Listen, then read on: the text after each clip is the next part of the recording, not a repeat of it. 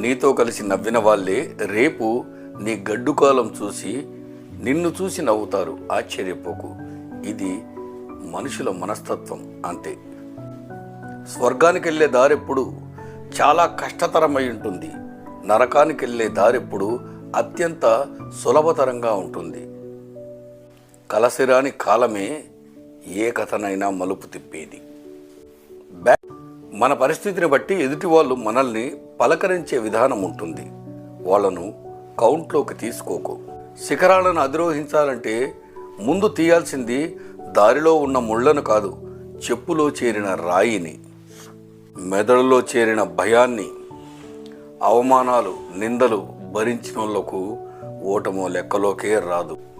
ఎన్ని ఓటములు వచ్చినా, గతం ఎన్ని గాయాలు చేసినా ముందుకు సాగాల్సిందే కానీ ఆగిపోయే ఆలోచనే రాకూడదు. ఆగిపోతే ఆకలి కూడా ఎలా ఉన్నావని అడగదు, జస్ట్ చంపేస్తుందంతే.